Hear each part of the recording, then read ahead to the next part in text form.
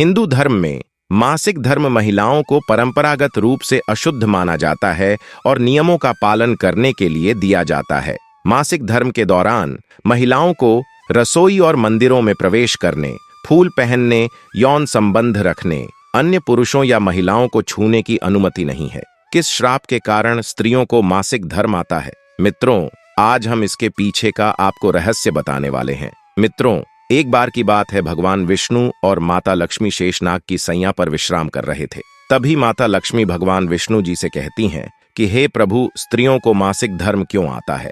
आखिर स्त्रियों को ही यह पीड़ा क्यों सहन करनी पड़ती है? और मासिक धर्म के दौरान संबंध बनाने से क्या होता है? तब भगवान विष्णु कहते हैं, हे देवी, मैं तुम्हें इसके पीछे की एक कथा के बारे में बताता हूँ, जिसे सुनने के बाद आप समझ जाएंगी कि स्त्रियों को ही मासिक पीड़ा क्यों होती है और एक रजस्वला स्त्री के साथ संबंध बनाने पर कौन सा पाप लगता है। परंतु हे देवी, इस कथा को जो भी मनुष्य पूरा सच्चे मन से सुनता है, मैं उसके सारे पाप नष्ट कर देता हूँ और उसे स्वर्ग लोक में यमराज जी के बराबर का स्थान प्राप्त होता है। जो भी मित्र इस कथा को पूरे सच्चे मन से सुनते हैं तो उनके घर में पैसे की बरकत होती है। हे देवी, अब मैं तुम्हें बताता हूँ किस कारण से स्त्री को मासिक धर्म से गुजरना पड़ता है। यह घटना सतयुग की है। सतयुग में कालकेय नाम से प्रसिद्ध एक दानव हुआ करता था। दानव होने के कारण उनका स्वभाव उग्र था और वह हमेशा ही युद्ध करने के लिए तत्पर रहता था। फिर एक दिन सभी दानव वृत्रासुर के साथ मिलकर स्वर्ग लोक पर चढ़ाई करने लगे। उन असुरों के पास भयंकर शक्तिशाली अस्त्र थे, जिसका देवता सामना न कर सके और भागकर ब्रह्मदेव के पास चले गए। फिर ब्रह्मदेव ने उन्हें असुरों को परास्त करने का उपाय बताते हुए कहा, हे इंद्र, तुम इसी क्षण महर्षि दधीचि के पास जाओ। वह अपने शरीर की हड्डियों से तुम्हें अस्त्र शस्त्र प्रदान करेंगे। उन्हीं अस्त्रों का प्रयोग करके तुम वृत्रासुर का वध कर सकोगे। फिर सभी देवता महर्षि दधीचि के आश्रम पर जाते हैं और उनसे प्रार्थना करके अस्त्र प्रदान करने की विनती करते हैं। फिर संसार के कल्याण के लिए महर्षि दधीचि अपने शरीर की हड्डियों से अस्त्र शस्त्र निर्माण करते हैं। उन्हीं अस्त्रों में से एक वज्र नाम का अस्त्र होता है, जिसे देवराज इंद्र धारण कर लेते हैं। फिर सभी देवतागण वृत्रासुर के साथ युद्ध करने के लिए निकल जाते हैं। देवताओं और दानवों के बीच भीषण युद्ध होता है। सभी देवता आकाश में दानवों से युद्ध के लिए एकत्रित हो जाते हैं और प्रहार करने लगते हैं। अग्निदेव अग्नि के प्रहार से दैत्यों को दग्ध करने लगते हैं। अग्नि के प्रभाव से दैत्यों का अंग अंग जलने लगता है। फिर वरुण देव जल की वर्षा से दैत्यों को डुबो देते हैं, जिससे दैत्य त्राही त्राही करने लगते हैं। अनेक दिनों तक इस प्रकार से दैत्यों और देवताओं के बीच में भीषण युद्ध चलने लगता है।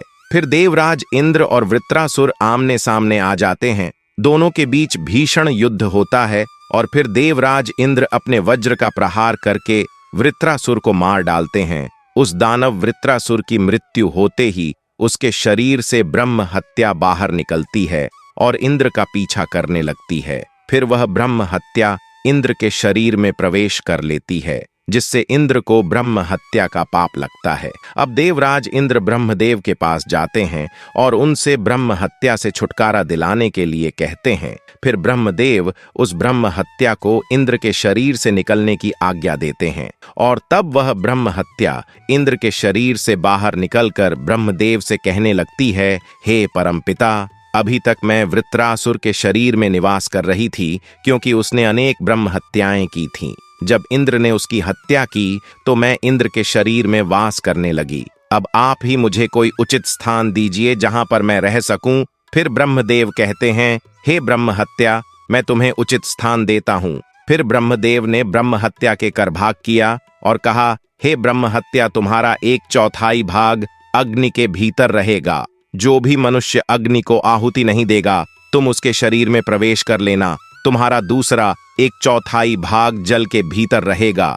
जो भी मनुष्य जल में थूकेगा अथवा मल मूत्र का त्याग करेगा, तुम उसके शरीर में प्रवेश करोगी। फिर तीसरा, तुम्हारा 1/4 भाग पेड़ पौधों और वृक्षों के भीतर रहेगा।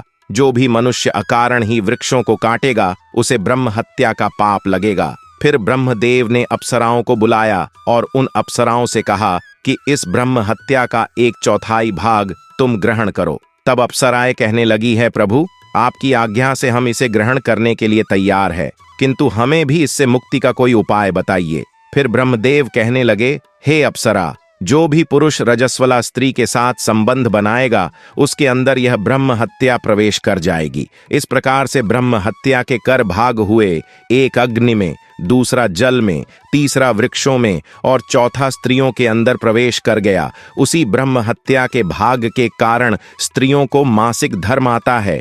जो भी पुरुष मासिक धर्म के दौरान स्त्रियों को स्पर्श करता है अथवा उनके साथ संबंध बनाता है उसे ब्रह्म हत्या का पाप लगता है। भगवान विष्णु कहते हैं, हे देवी, इस प्रकार से मैंने आपको स्त्री के रजस्वला होने के पीछे की कथा के विषय में बता दिया है। तब मां लक्ष्मी रहती है, हे प्रभु, आज आपने मुझे बहुत ही महत्वपूर्ण ज्ञान दिया है। मैं भी आपको वचन देती हूँ, जो भी स्त्री मासिक धर्म के दौरान पूजा पाठ करेगी, पति के साथ संबंध रखेगी, उसके घर में मैं प्रवेश नहीं करूंगी, जिससे उसके घर के सभी मनुष्य निधन हो जाएंगे। मित्रों, इस प्रकार से मासिक धर्म के दौरान स्त्रियों के साथ मासिक धर्म में कभी संबंध नहीं बनना चाहिए, नहीं तो उसे ब्रह्म हत्या का पाप लगता है। मित्रों, आपको यह कथा कैसी लगी कमेंट करके जरूर बताएं। जानकारी अच्छी लगी तो वीडियो को लाइक जरूर करें। कमेंट में जय श्री हरि विष्णु अवश्य लिखें। इसके साथ ही चैनल को सब्सक्राइब करें और साथ ही इस वीडियो को अपने सभी मित्र बांधों में शेयर भी करें। मित्रों, वीडियो को यहाँ तक देखने के लिए आप सभी का दिल से धन्यवाद।